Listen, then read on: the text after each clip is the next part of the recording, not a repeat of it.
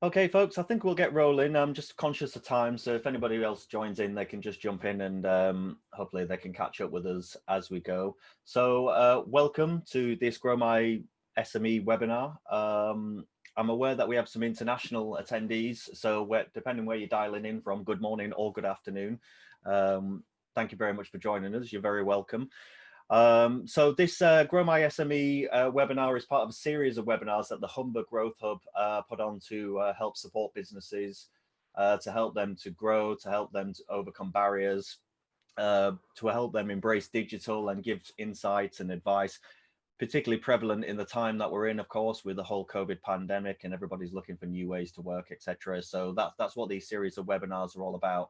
These webinars are part of a much wider package that the Humber Growth Hub offer to businesses in the Humber region in the UK to help offer much wider support. And towards the end of the webinar today, I'll be talking about some direct support and tailored one-to-one support that business can access completely free and completely funded from the Growth Hub. So in addition to these advisory webinars, there's a whole wider package of stuff that you can access to help your business grow.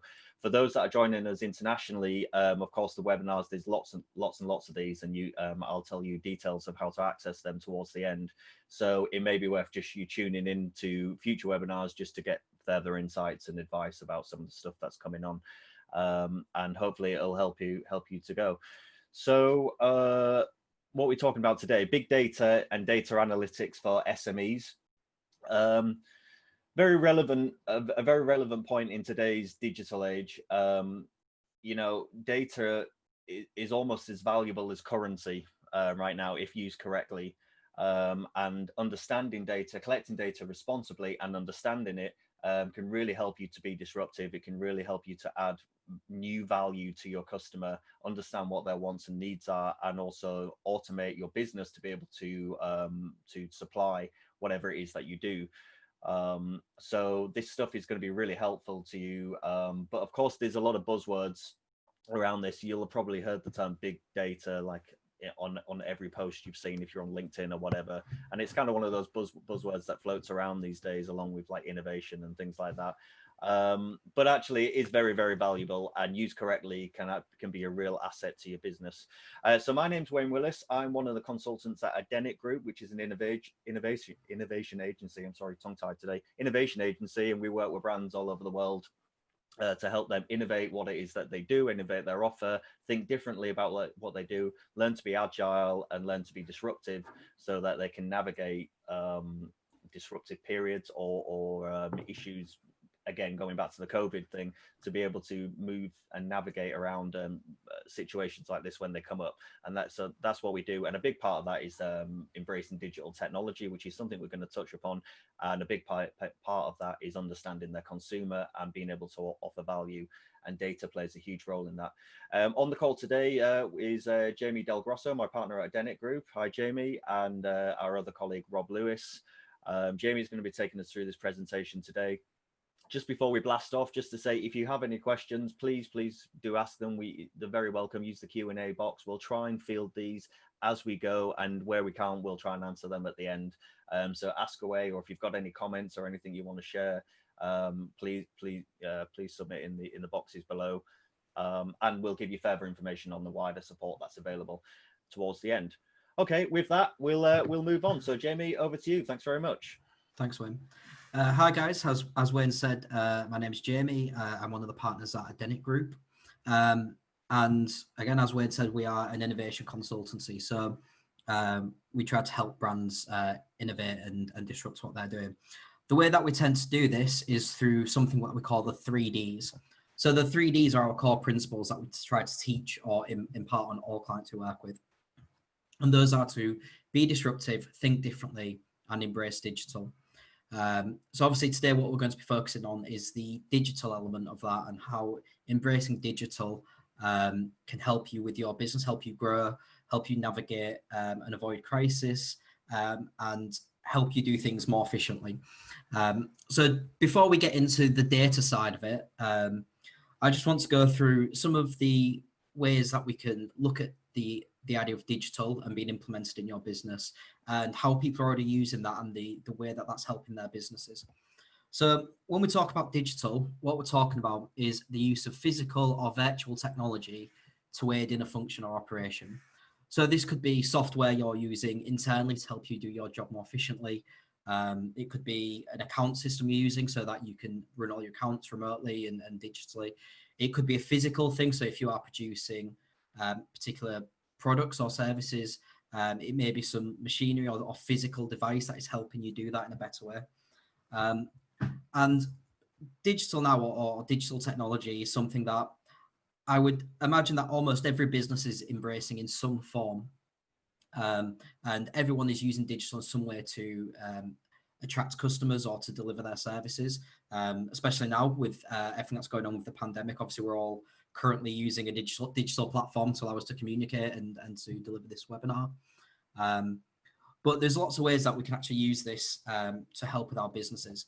So if we look back not too far in the past, if you wanted to create a business that had a decent growth to it, something that had substantial size and had a good audience, then you would need something like this. You would need a lot of infrastructure, a lot of people doing lots of different jobs, and it was a very expensive thing to do. It was actually very hard to disrupt successful businesses, because the infrastructure and the costs and the resources needed to get to that level were not accessible to everybody. It was a difficult thing to do. Nowadays, a business with that same level of growth and that same level of opportunity might look something like this.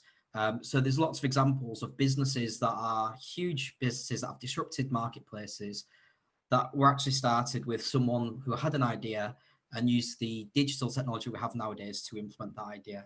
So if we look at things like Airbnb actually started from someone in a college dorm in America who literally used to, it was Air Bed and Breakfast, that's where the name came from. And they literally had a huge space. They realized people were struggling with finding spaces or places to stay.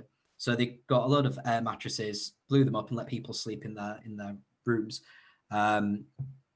And from that, they decided this is actually a great business opportunity. And they were able to use the internet and use digital tools at their disposal to grow that. And obviously, we now know Airbnb as a huge brand that is disrupting the hospitality space.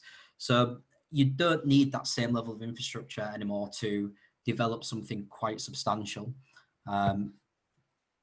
Another great example of how data and digital technology is being used is, so this sort of funny looking animation is actually from a system called Google DeepMind.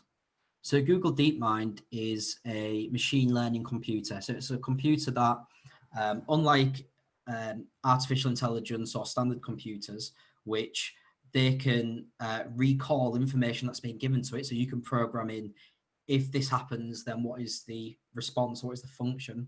Machine learning computers can learn what that answer is themselves, and they can actually come up with their own solutions to problems. So as a test, Google gave Google DeepMind a humanoid figure and said, what is the easiest way to move this humanoid figure from point A to point B across this obstacle course that they'd created? Now, this computer had never seen a human walk. It had no idea about the mechanics of walking. And in 3 hours, it was able to understand and develop the mechanics of walking itself. And although it may look quite comical, the speed that it was able to do that, if you think how long it takes the average human to understand and master the mechanics of walking, is very impressive. And that means that we're now developing technologies that can address situations and that can come up with decisions and answers much more quickly than we can. And this is kind of where we're heading. And I think it's worth bearing this in mind, especially as we get into the conversations around data and big data and how that is used, that these systems aren't these kind of futuristic systems that we can't access. We can access them right now. And they are in existence. They are things that people are using. And that just opens up a whole new scenario of how we can use this data and how we can actually use digital in our businesses to help them grow and help them do things. So we are developing these technologies that help us within our jobs and within our careers and within our businesses. But we're actually still at an early stage in our digital revolution. There's actually a lot more technologies being developed, and our growth is speeding up. So this is a bit of research that was done by a company called Emerging Future. And what they realized is that the technology that we are developing today is in turn allowing us to develop further technologies. So we are using the technologies we create now to develop the next wave. So things like machine learning computers and all the things we have access to are helping us develop technologies that we couldn't have imagined before their inception, before they were created. So in this bit of research, they said if we follow the current trend that we're on and the current growth rate that we are on, in the next 5 years, we will be 32 times more technologically advanced than we are today, which is a huge growth, a huge jump in a short space of time. But they looked further into it and said the more that we develop, the quicker this spike goes. And when they looked over the next 10 years, they found that over the next 10 years, with this snowball effect that we have with technology, they predicted that would be 1,000 times more advanced in our technical capabilities. And when they went a bit further, 20 years, the pattern shows that would be 1,000,000 times more advanced. Now, this does seem like a very dramatic and almost unreal growth. But when we think about how quickly we've developed technology and how that is impacting our lives already, if we look at things like this phone is the first touchscreen phone developed. So it's called the Simon, and it was released in 1991. Now, if we look at this, it looks very, very primitive to what we have today. When you consider that there is businesses and people running entire operations just from a handheld device nowadays, and everything that we can do on those devices, this is, it seems prehistoric to what we've got. And actually, that development has happened in a fairly short space of time. But when we look at technology that was released even more recently and look at its growth, so if we look at something like virtual reality, although virtual reality as an idea has been around for a very long time, commercially available and widely available virtual reality devices are a very new thing that we've not had them in existence for that long.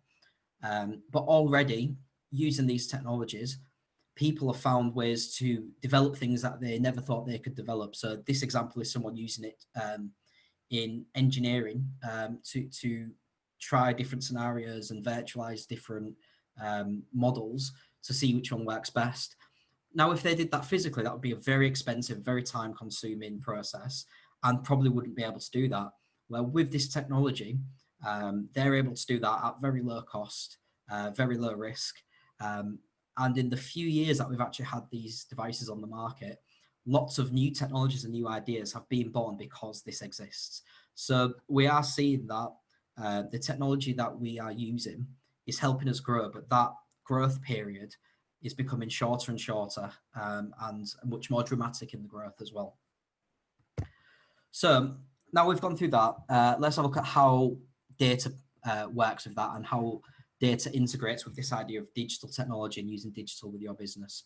So firstly, what is big data? So it's a term that you hear a lot. A lot of people, especially in larger businesses, are looking at how they can implement big data and how it can be used. But what does it actually mean? What's the difference between normal data and big data? Well, big data is basically the very technical term for a shitload of data. That is the only difference between a normal data path and a big data path. So if we put that into a workflow and give you an example of what that might look like. So in this scenario, let's imagine that you have a consumer, a user that is on your website looking at your product or service. Now, on that website, you may have a data tracking tool like Google Analytics. So that is tracking how a data uses how a user is interacting with the website, what pages they're clicking on, and tracking their habits. So then you can push that into a visualization tool like a dashboard, and you can see which pages are performing well on your website, which aren't, which pages are getting you the best sales. So you can use that to influence your decisions. Now, this is an example of a very basic data funnel. Most people are probably already using things like this. And most websites actually have their own analytics or suites built into them now. So this is something that we're all kind of already doing, or I would expect that most people are doing. But it's a very linear thing. We're getting data on one platform from one channel and using it to influence that one channel. But if we start looking at the other bits of data that we can collect as a business or as an organization, so we may have this Google Analytics platform tracking website users, but then we may also be simultaneously running advertising on social media or Facebook. So through Facebook, we can track how well that ad's doing, how much we're spending, and how many of those people are then clicking through onto the website. And from other tools, so you may use an online payment gateway like Stripe, we can start to bring this data together. So we can say that we could see patterns, for example, that the users from Facebook who go through the Facebook ad are more likely to go onto the website and purchase.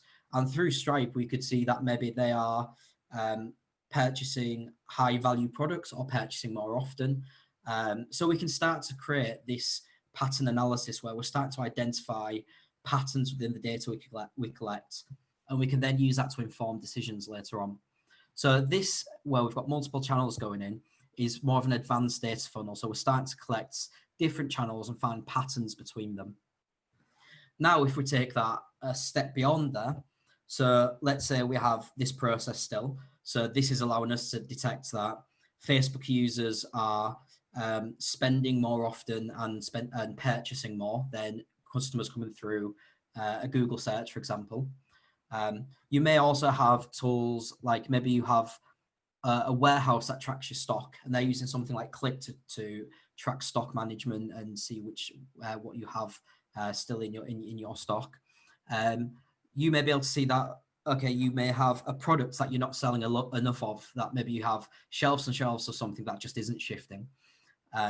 So by using this data and having all this available, you can start using this pattern section to make decisions and create actions based on it.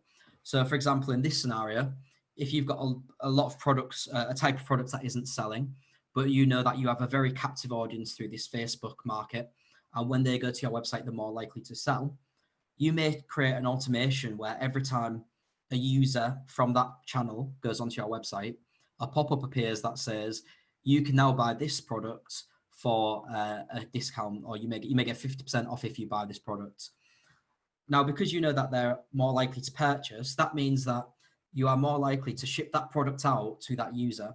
So using this idea of this pattern recognition and automation, you have now shifted that product. You've now sold that product on where you may not have before. And that user is getting a better experience because they're getting what they perceive to be a great deal. So this is the very early stages of creating a big data ecosystem. It's creating lots of channels, lots of data, finding the patterns between them, and then using them to create actions. And this is really like the fundamentals of big data. Now, this is a very small example, and we'll go through some more specific examples later on. And actually, this big data ecosystem can become really large, and the amount of actions and decisions that can be made using this data can actually have really dramatic effects on a business. And it allows us to do what we call data-driven thinking. So data-driven thinking is really, as I mentioned, it's identifying those patterns, and then it's using either predictive, responsive, or autonomous decision-making. So I'll just explain kind of what those mean and give you some examples so you get an idea of how you could use that data to make a decision and how it could impact your business. So when we're talking about predictive decision-making, what we're talking about is using historic data and pattern identification to start predicting future trends and then taking actions based on them. So if we take the example of, let's say you run an arts and crafts business online, and your arts and crafts business sells red ribbons. That's one of the products that you sell on your website. And through all this data that you are collecting, you are able to recognize that every year around Christmas time, you sell a huge amount of these red ribbons compared to the rest of the year because people are buying them for presents and for wrappings and things. So based on this, you can look back historically and say, okay, this happens every year. So in November, for example, I may purchase a lot more of these ribbons to make sure that I'm ready for that rush and have them all ready in my warehouse. So this is a very basic example of predictive decision making. It's looking at historic trends and then taking an action based on them. Then we have what we call responsive decision making. So this is using live consumer data to make quick changes and correct things before they get to a point of missed sales or causing any further issues. So if we take this example of this craft store selling red ribbons, maybe you've spotted that trend and you realize that you are selling a lot of these products around Christmas time. So you may create a specific sales page for Christmas products, for things that people may buy around Christmas time. But maybe your design has not done the best job and the website doesn't look great. So you're seeing that customers go on that web page and are instantly turned off by it and leave without a purchase. Now, you can spot this through your analytics, through your data very quickly. So then you can correct that. So you can bring in your designer and development team, correct those issues, maybe make a website that you feel the customer will respond to a little bit better, which makes the customers happy, which means that you're more likely to sell that product, and it averts that crisis. You're not realizing in January when you haven't sold all the stuff that you've just bought, you're correcting it before that crisis happens and you lose out on those sales. And the final one to look at is autonomous decision making. And this is actually where the decisions are almost made for you. So this is using automations to take actions based on metrics and criteria that you have set. So for example, if you see that you have this rush every year, and maybe it's a 5% increase year on year that you're becoming more and more busy, so you may purchase that amount of red ribbons to sell. But what if this year actually the word's got out a bit more and lots more people are buying that product? Well, if you leave that, you may end up in a situation where you have empty shelves, you don't have that product, and you're now missing out on sales. So what we can do through this data is we can create a rule that says, whenever I get to a particular amount of ribbons, when I'm running low, automatically order some more ribbons from the supplier. So before you're even getting to that point of that product running out, a new parcel is arrived with that product. So you are not missing out on any sales. You're keeping your customers happy and you're keeping your revenues going. So these are all sort of basic examples of decision making that can be used through data. Now, depending on your business, that may look completely different. But the idea of having this at disposal means that you're able to avoid any issues. You're not missing out on any sales or any growth opportunities. And for your customers, they are getting a better experience. They're getting a positive experience when they interact with your brand, and it's more consistent. So a better example, a better way of summing up what big data is after looking at that is big data is creating an ecosystem of data collection, data management, and creating data-driven actions to help you improve your business, improve the customer's experience, and essentially make more money from what you're doing. The other benefit to this is if you are a small business and your business starts to grow, going back to those slides that we mentioned at the beginning, you don't need a large ecosystem or a lot of resources to facilitate that same customer experience for everyone. You can start to use this data to automate what you're doing, to become more efficient and still deliver a consistent experience to all of your customers without having to worry too much about it. So it's great for growth, but it also helps safeguard you for that future growth as well. It creates the systems so that you are able to manage that growth when it does happen. So what I want to do is give you guys a few sort of fun examples of how brands are using big data and different ways that it can be used. So the first one that I want to show you is Spotify. So they had a really fun use of data. Obviously Spotify, I mean, I'm sure everyone knows what Spotify is, but if you don't, then it is a music streaming platform. So it allows people to stream lots and lots of different songs for a single subscription fee. Now, while people are listening to this music, Spotify is collecting lots of data. So it's collecting on an individual level, it's collecting what songs and music you like, so it can create more tailored experiences to you. So when you log in, it can suggest music you may like. But it's also for the artists and the publication companies that are putting these songs on there. It's also showing them how many people are listening to each song, how well each artist is doing. So there's lots and lots of data going around, these tracks that Spotify is collecting and using. So what they decided to do is look at how they could use that data for a fun advertising campaign. And they created a series of billboards using this data. So you'd see billboards like this appear with like, dear person who played Sorry Thoughts 2 times on Valentine's Day, what did you do? And these kind of really fun interactions are a great way to engage people with the brand, but they are based on the data that Spotify is collecting. And they created a series of these and then started cross-referencing it with real-world events and things that were relevant to people at that time to help people see that relevance between music and what's going on, and create an emotive response to bring people in. So in the UK, one of the billboards we saw is dear 3,749 people who streamed It's the End of the World as We Know It on Brexit Vote Day, hang in there. So this was like a very relevant thing to the people in the UK. It's something that everyone was aware of. And by creating this and using that data, they were able to create that emotional response to their brand and to the idea of music, and increase the signups. So it's a really clever way that they use the data there. But it doesn't have to be for the purposes of marketing. A lot of people do use it for marketing data and adjusting marketing. But it could actually be used more logistically and used to improve the way you're actually delivering your products. So if we take a look at Amazon, for example, Amazon are probably one of the most well-known brands for the way that they use big data for customer service and the way that they use it to run their business, or the majority of their business.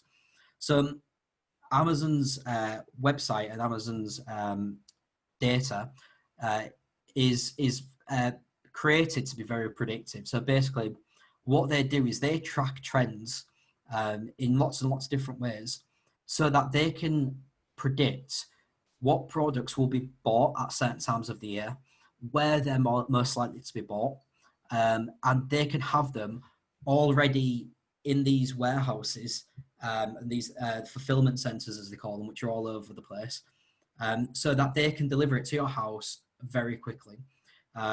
So they know that in certain areas of the country, people are more likely to prefer this brand than this brand. So they will put the correct brands in the right warehouses for quick delivery. So this is obviously something that we know as Amazon Prime. And this is a really clever and interesting use of big data, because they are using it to improve their service, to create a new service, but they're actually charging people a subscription fee to access the benefits of this big data. So they're actually charging people for this data that they're collecting, which is a great way to do things. It's a very clever way to utilize that data. And now Jeff Bezos is very happy because he's the richest man alive because of the money that they've made through Prime and through some of the other innovations that they've put in place. And through things like the pandemic that we've just had, where everyone had to stay at home, because they had this service, quick delivery, because they knew the things that people were likely to order, they were able to maintain their delivery schedule much better than others were. They had more users sign up to Prime. They actually made a huge amount of money over this lockdown period where many other businesses were struggling. So it helped them grow to this humongous company that we all know, but it's also allowed them to grow during times of crisis as well. So it's a really great way of using big data. And a slightly less business use of it is big data is actually massively used in sports like Formula One. So in Formula One, the cars that these guys are driving have an unbelievable amount of sensors and computers on board to track every single thing that is happening on that car. And they're able to pull that into a dashboard, and they can use this for very quick real-time adjustments and spot things that are happening very quickly. So using this data, they can detect whether the driver is driving in the most efficient way, whether there is issues with the car that may slow them down. And in a sport where those seconds and milliseconds can actually make a huge difference to their success, using this data is something that can actually help determine whether someone wins that event. So they're using big data in a very different way, but they're using it to help them become more efficient and more successful in what they do. So those are some really great examples of how big data can be used. You can actually find a lot more online as well. If you want to look at, for some inspiration, look at how other people are doing things. If you just do a quick Google search, there is endless amounts of uses of data-driven marketing, of data-driven decision-making. And they're all great ways to look at how a business can be embracing this to grow and to do really cool things. So those are some of the bigger examples and things that we can see in our everyday life from large brands. But what I want to do is kind of go back to some of the basics and look at how to understand this and how could you actually implement this in your own business and how could this work for a small business. So the first thing to understand is some of the key terms. So in big data, there's two terms that you'll hear a lot, which relate to the infrastructure of how big data works. So the first is data lakes. Now, a data lake is just a very nice way of saying a very large database or a very large collection of data. So basically, a data lake is when you have all these various things that are collecting data and metrics and pulling them all in. They all get stored on a system. So normally it'll just be a physical server sat somewhere. And it's pulling in all this data and just dumping it into a database that could be used later. So it's completely unsorted. It tends to be just a big mess of data from everywhere. And this is what we call data lakes. Then the next step from there is how do we start to make that data useful? How do we actually do something where we can start spotting trends and patterns? And this is where we get to the idea of data funnels, or in the terms of data lakes, you'll hear people call them data streams and things like that. But data funnels is accepted as the term most people recognize. And the idea of a data funnel is it's taking that data and it's adding granular descriptors to it. So for example, if you're tracking all the data through website visitors, you may track things like how many of those came from Facebook or how many people came from Google. So that's one descriptor. Then how many people that came from there went to the sales page. So that's another one. And it's creating these points along the path of that data where you can start identifying trends and behaviors. And that's what allows us to create these predictions and to actually to spot these patterns and cross-reference the data. So if we're looking at how many people came from Facebook, for example, we can then pull in the data from Stripe, cross-compare that and say, how much did that Facebook user spend compared to this Google user, this website user, so that we can then see who is spending more and where is that, who's creating bigger purchase orders and things. So this allows us to actually put some value into the data. And once we've got this is where we can then start to feed it into other systems that can automate it for us or can do lots of other things. So just as this is a very top level overview, and there's lots of bits that fall in between this, but just so you understand the path of big data and how that looks. We always have the channels. So channels is where you pull in your data from: Facebook, websites, account software, wherever else it's coming from. Data lakes is where you store all that data. So that's that big mess of data that doesn't really have that much value at that point. Data funnels is adding the descriptors so that we actually have some way to make that data useful. And then that goes to an output, whether that is an automation or another tool or something that where we're actually doing something with that data. We're actually making it work for our business and become actionable. So the other thing that is worth mentioning, and we did touch upon it at the start, is automation, but where automation is going. So we've discussed the basic level of automation where if your stock drops below a certain point, you may buy more of a certain product. But actually, if we go back to this idea of machine learning and artificial intelligence, which there is huge amounts of platforms out there that allow us to do this. What we're seeing is a lot of these big data ecosystems are now implementing this idea of machine learning and artificial intelligence to start making decisions for them before they're even aware that these decisions need to be made.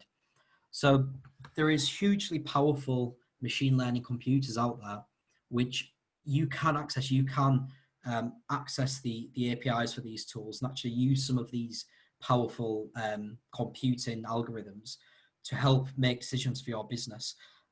So we discussed Google DeepMind. Another one that a lot of people are using is IBM Watson. And we're seeing people integrate this in apps, into websites, into all kinds of things to help them make quick decisions and automated decisions on things that are going on. There's actually a huge trend at the moment of people using big data and machine learning computers to do things like buy and sell stocks for them. So it will detect what it thinks are trends coming up and buy or sell their stocks based on those predictive trends. And I'm not sure how successful people have been with that, but I think it's a great use of this technology that we have available to us right now. And taking into account what we said earlier as well, it means that you don't need a large infrastructure to actually achieve great things, because you can start having these machine learning computers do a lot of this process for you and run that business to a wide audience using something basic like a computer and some basic digital tools that are available now. So how can you get started with this? What's the sort of first steps? We've talked about some of the really grand things that you can do and where it can lead to, but what's step one? So the first step really is to look at the tools you already use and how you can start creating the basics of this ecosystem for yourself. And a lot of these tools are free or very cheap to use and are probably things you're already using now and aren't realizing how you can use them differently to start creating these ecosystems. So the first thing to look at is data collection. So with all the touch points you have with your consumers, how can you start collecting data or internal data that may be valuable to you, where you could start creating these patterns from? So if we look at things like, I'm assuming most businesses now will have a website. If you've got a website, most people have Google Analytics. That is valuable data. That it may give you data for that website, but you can also integrate with that data, pull it into other systems, and start using it to help create this ecosystem, to create these decisions. If you're on social media, nearly every social media platform has really in-depth analytics about how people are engaging with your brand. And you can access all these. They're all completely free. So you can pull in all this data and start using it to start to create this data lake of your own. There is other options. So there is paid options if you want something that's a bit more granular and goes into more detail. And some of the paid options actually have some of this machine learning functionality built into them as well. But if you want to try this at low cost or zero cost, Google Analytics and social media data is one of the first places most people start. But then you can start adding to that. So if you sell your product online, you're probably using some form of e-commerce platform, whether that's Shopify or WooCommerce or maybe some bespoke platform you've got. But most of them are harvesting data. They're collecting that data and they're allowing you to export it and do things with it. So if you take that and, for example, maybe if you've got Xero or some automated account software, you can collect all this data. Now, this is giving you quite a good starting point for a digital ecosystem to figure out who your customers are, what their behaviors are, what they're purchasing, how much money you're making from that. And that's the basics for anyone to start creating this pattern detection and pattern analysis and start spotting trends and making decisions based on it. Once we have all that data, the next step to look at is how do we aggregate it? So most tools will allow you to go sort of look into granular details of that data, but it's for the data from that channel. So Google Analytics will let you find all sorts of things out about website visitors, but that is just looking at those website visitors and their interaction with that one channel.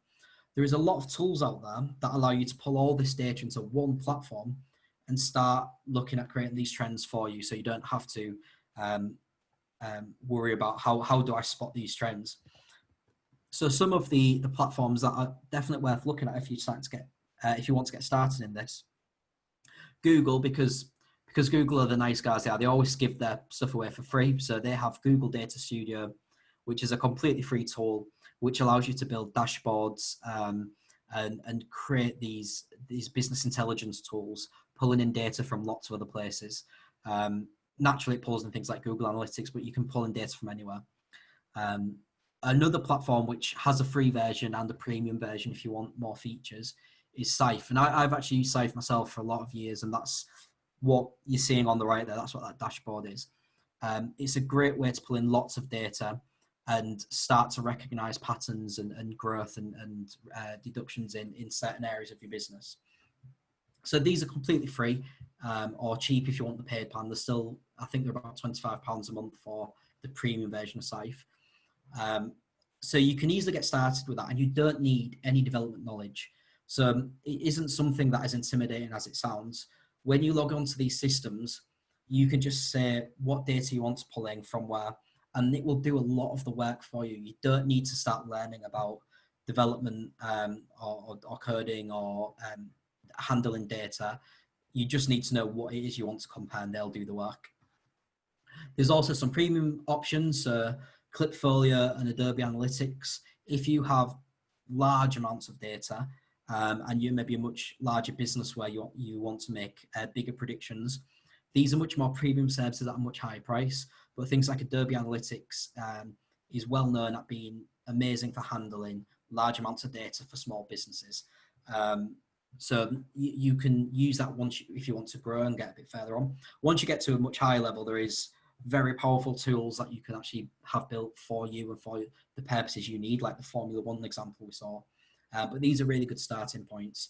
And in a less digital example, if you are someone that is selling a physical product, or maybe you have a shop front and you're selling in a physical space, there's platforms like Click, which allow you to do the same type of data analysis and trend analysis, but in a physical way. So you can track stock management and sales that are being made in a shop, and you can create dashboards and things using those systems. So these are good starting points. There is much further you can go with this, but it at least gives you somewhere to start on that journey. And the final thing is automation and integration. And this is where the exciting bit is. This is where you can actually start taking actions based on that data. And there is some great tools for this. The two that are probably worth mentioning is If This Then That. So a lot of people may have already heard of this, but If This Then That is a tool that was set up so that people with no development knowledge could create their own integrations and automations. And as the name suggests, it basically asks you the question, if this happens, then what happens next? So this tool actually became really popular with people that like home automation and want smart homes. Because if you are buying a lot of smart devices, and a lot of them do have these custom integrations built in, there may be times where you want something a bit more bespoke that works for you. But to develop your own smart home technology is not easy, and not something most people want to get into. So through something like If This Then That, I can create something that says, if the GPS on my phone detects that I have left the vicinity of my house and that I'm no longer at home, check if the lights are on and turn the lights off. So if this happens, then that happens. These tools, and I'll show you another one in a second, are unbelievably simple to use, and they will integrate with almost every digital platform you are using today for your business. Most of them are free or very cheap, and they're a really good way to get started with automation. So with a lot of people that I work with myself, I do suggest that they start looking at how they can use some of these systems to create automations and to start simplifying their business and the jobs that they're doing day to day. And another example, and one that I do use myself, is Zapier. So Zapier is, again, a tool that says, if this happens, then what happens next? But in particular with Zapier, it allows you to create quite specific triggers. So for example, you could create a rule where if an invoice is paid that is above a certain amount, then I may trigger this interaction on another platform. So it allows you to start creating this ecosystem, which is great for your clients. But it really allows you to integrate that data and actually make your data valuable, and create that impression of that larger ecosystem for your business, while keeping the cost of a small business, which is, especially now with everything that's going on, is something that everyone's looking at. The other thing that is worth mentioning in all of this that we've just discussed, and when we're looking at automating this data, you are talking about data that is harvested from your users and from someone else. And one of the things that's come out of the last couple of years is people being very aware of how their data is being used. So when you are starting to look at these systems, small or large, it's also worth taking into account how you are using your users' data, making sure you are using it responsibly, and following any laws or policies that may be in place for your industry, or where you are. So for example, in the UK, we recently had GDPR come into practice, which is a law that protects users' data and stops it from being sold on to third parties. Things like that need to be considered because, as you've probably all seen in the news and things like that, there's been more issues with data leaks and data being used in a less responsible way, and people are more aware of this. So as great as this is for your business, and I would suggest that all businesses should be looking at forms of data collection and automation, because it really does help strengthen your business. You do also need to consider the other side of that. But there is lots of people out there that can help you do that. There is GDPR consultants that will help you navigate doing that in a responsible way.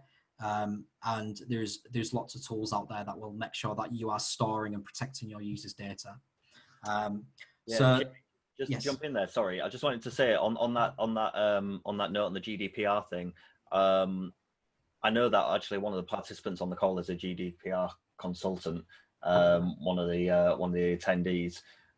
So Stella, if you're listening in, you might want to just drop your details in, because for Europe, this is something that we need to follow. Obviously, I know we have an international audience, so if you're in the US or Australia or wherever, you might have different rules for your particular country in terms of how you manage and share and distribute data.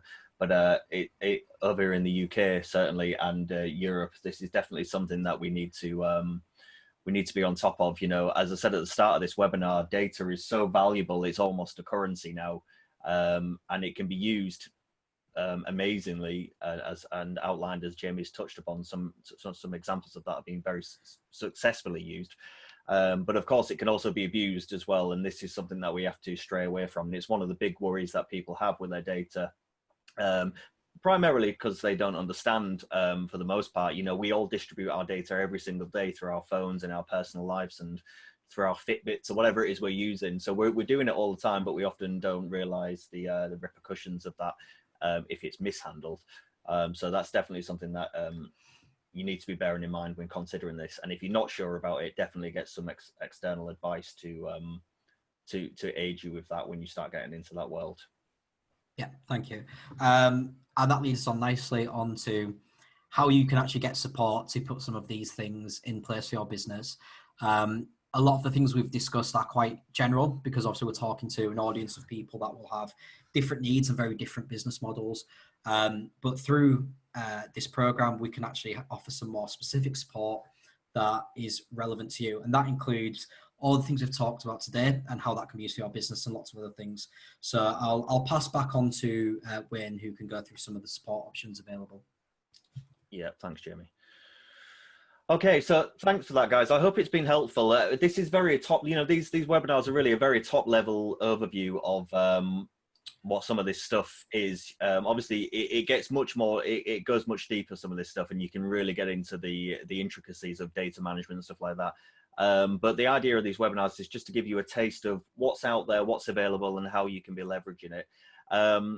So as I said at the start, these webinars are part of a much wider package that are being offered by the Growth Hub. So the ICT webinars, and these cover endless amounts of topics that you can, everything you can imagine, from all different consultants, from all different experts. So whether you're local or you're international, you can tune into these, and there's a whole list of them. So the next one's coming up, just to give you a little taste. 11th of September, the benefits of remote working. That's very applicable to us all, of course, right now. And 14th of September, using digital technology to make your business stand out from the crowd. Again, embracing digital, using the power that digital has to grow and to innovate and to do cool things with. But you can find out about all the webinars. There's a link there. Jamie or Rob, can you copy that link into the chat, just because that's a lot for somebody to follow. Oh, right, we're switching through all the slides. Sorry, I'm trying to copy it now. Give me a second. second. So there's a link anyway, which we'll post in there. But of course, if you just go to the growmysme.co.uk website, which you can see at the top of this slide.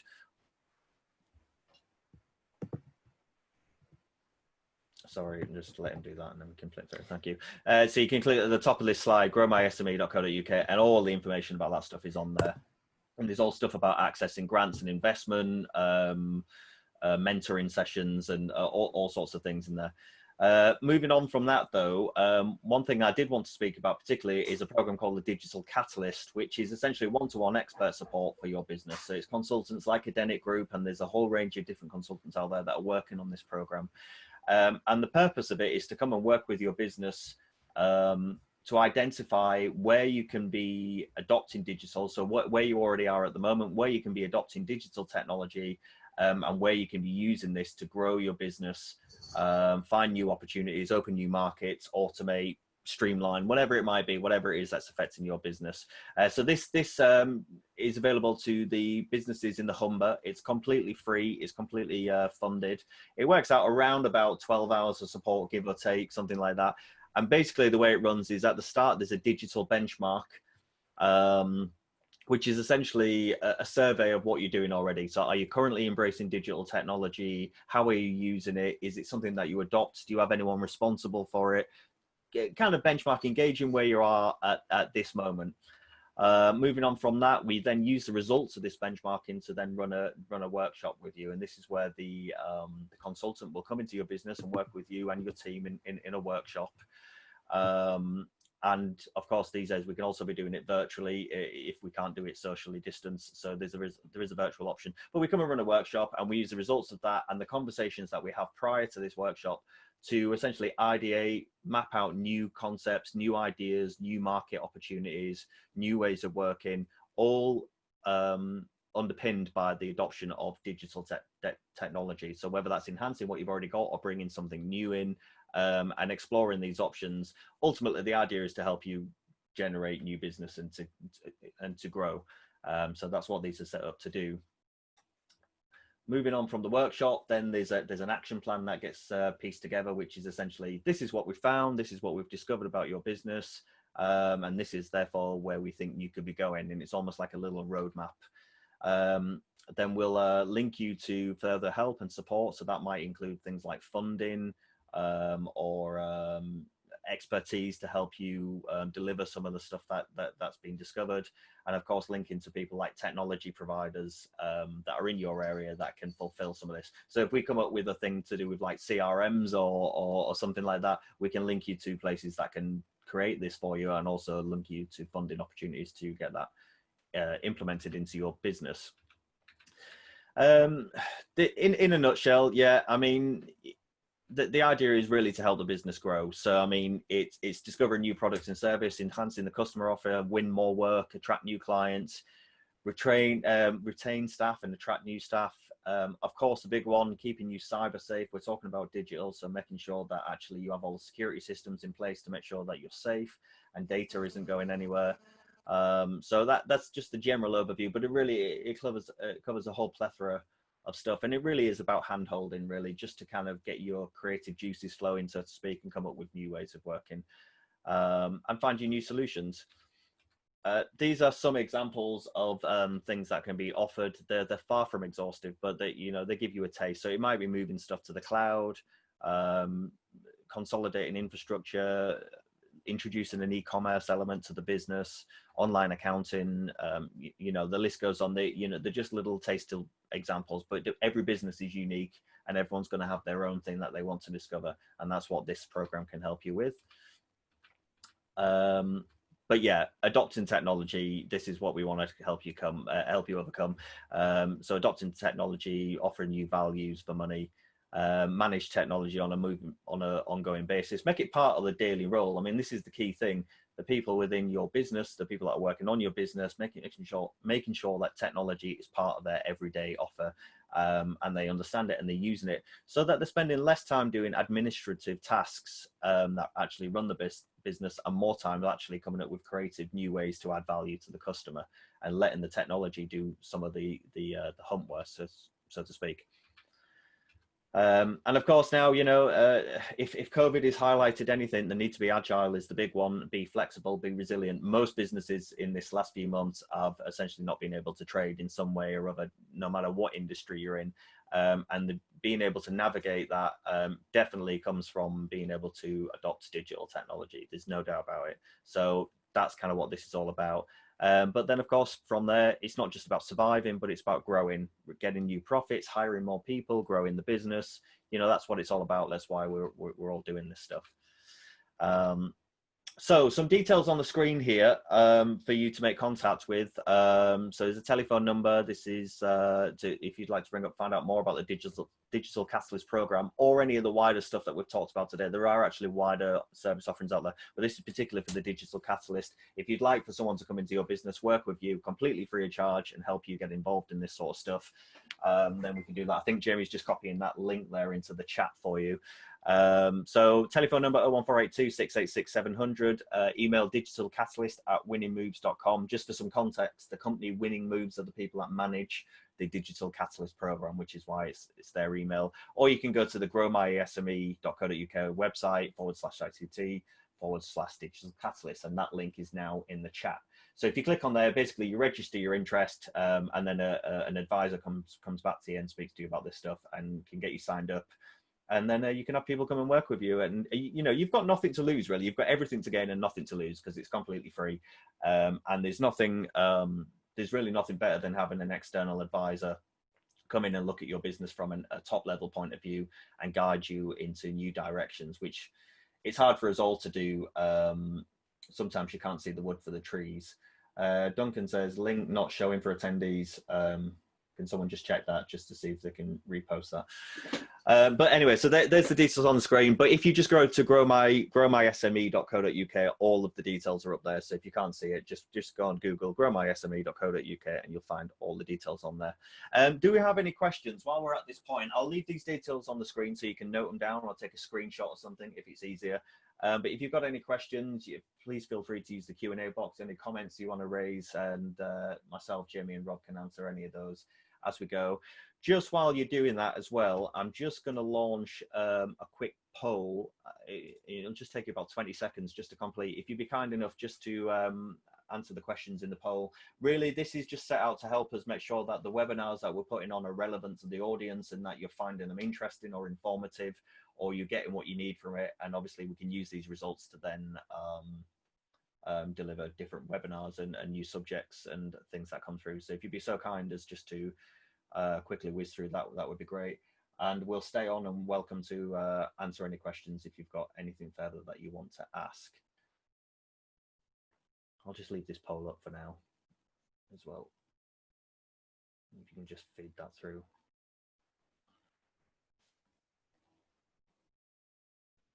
Okay, but for us, really, that's about it. You know, hopefully it's been informative. As I say, we're talking about data. It's valuable stuff to know, and using data, you can really do great things by helping to help your business grow. So what we'll do is I'll leave this poll up. So thank you for those that have completed it so far. I'll just leave it open. If you've got further questions or comments, please just put them in the Q&A box or in the notes.